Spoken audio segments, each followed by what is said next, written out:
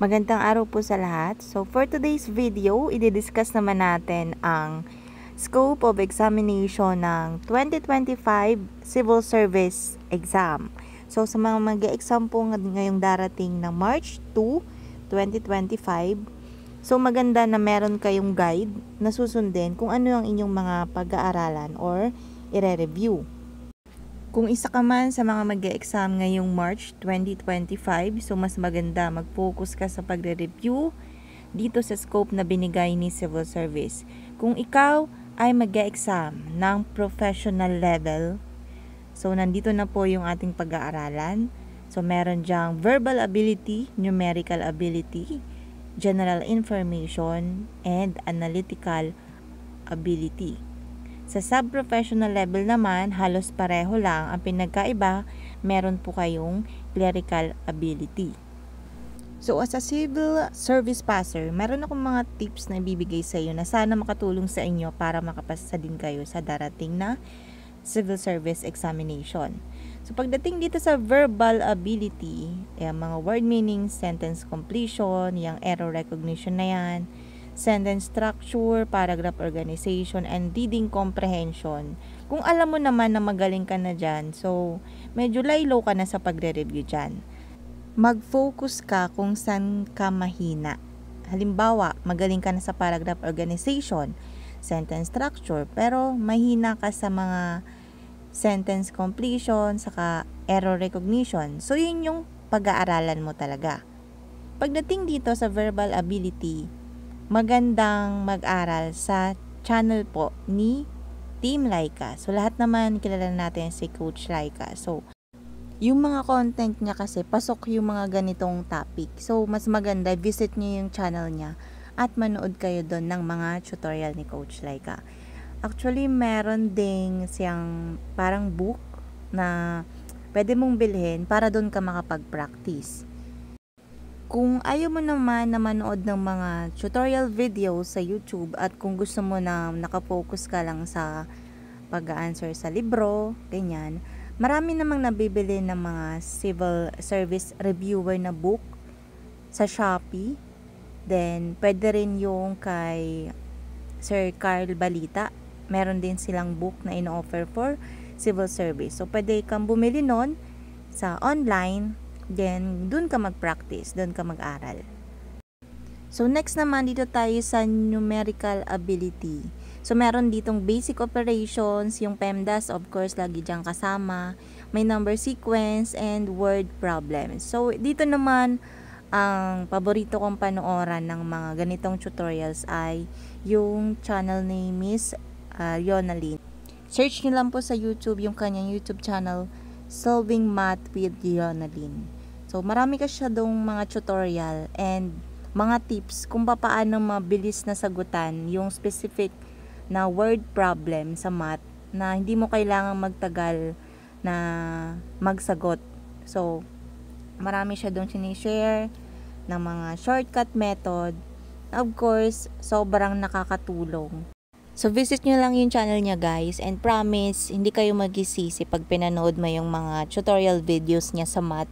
Kasi ang dami mong matututunan sa kanya. Nagbibigay siya ng mga iba't ibang ways para ma-solve yung specific problem na yon. And depende na yon sa'yo kung ano yung gusto mong gamitin na technique. So, nung nagre-review kasi ako doon, nung last take ko ng civil service exam, doon ako talaga nanonood sa channel niya ng mga math problems and sobrang nakatulong yon na makapasa ako sa civil service. So, next naman itong general information. So, it consists of the Philippine Constitution, Code of Conduct, Peace and Human Rights, Issues and Concepts, Environmental Management and Protection, yung mga current events kasama din dito.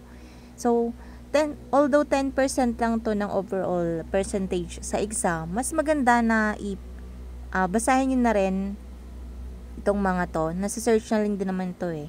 Marami nito sa mga sa online, search nyo lang. Then, of course, basahin nyo rin. Kasi malaking tulong din naman yung 10%. So, next, dito naman tayo sa analytical ability.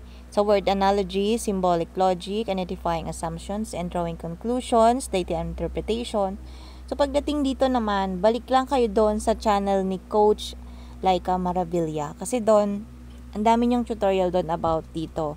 And marami ka ding matututunan doon ng mga technique kung paano mabilis sagutan yung specific problem.